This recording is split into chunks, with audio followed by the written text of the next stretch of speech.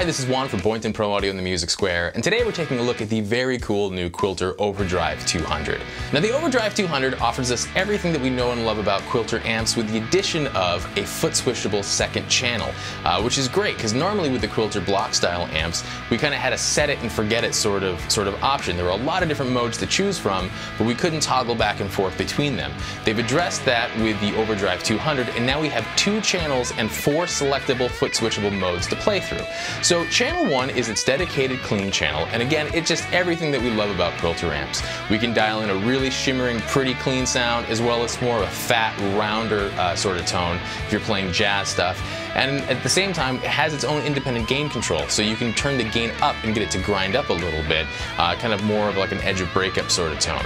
Now, if we go over to the second channel, we have some interesting things happening. We have a crunch mode and a lead mode. Now, the crunch mode kind of picks up where channel 1 leaves off, as far as if we kind of dined the gain on channel 1, and it has a really sort of fat, warm overall character to the tone. Now, what's interesting about the crunch mode is it actually bypasses the 3-band EQ that channel 1 has.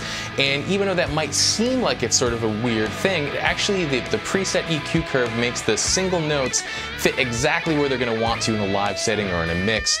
And I found that I was actually kind of pleasantly surprised with how easy it was to just get a really great workable tone. So at the beginning of this video, you heard that with channel 2 with the gain a little bit over halfway and a real clean sound with a Strat style guitar.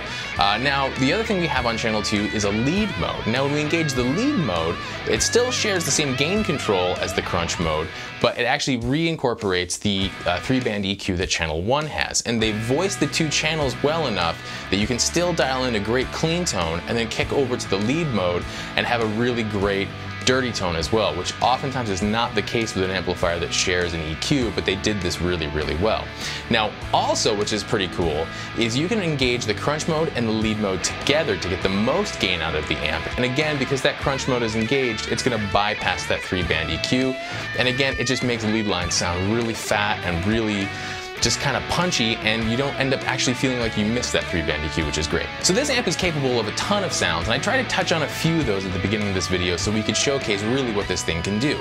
So at the beginning, we had kind of 3 little mini songs, and in the first one, we heard the clean sound with a Strat style guitar and the crunch channel of the channel 2 with the gain set a little bit over halfway, and we used a Les Paul for that one, and we were listening to it through a Celestion Alnico Blue speaker.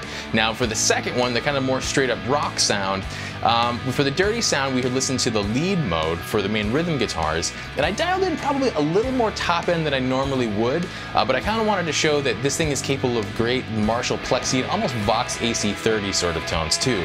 So there's definitely plenty of top end in that guitar tone, but you can always pull it back if you don't want it there. And then for the guitar solo, it was the lead mode and the crunch mode engaged together, which again bypassed the 3-band EQ, and as you heard, it just made that lead guitar part just kind of pop right through the mix. And then for the very last part, it was the gain all the way up on the lead mode, kind of pulled some of that top end back down, and then for the kind of octave sliding guitar parts, we listened to the crunch and lead modes together with the gain all the way maxed out, and again, just those individual notes sounded really big and punchy. So if we look at the front of the amp, we have our input, we have an effects loop send and return, a great sounding headphone jack, and we also have a 1/4-inch TRS jack that we have for a 2-button foot switch. Now, Quilter didn't include a foot switch with the amp, mainly to keep costs down for you.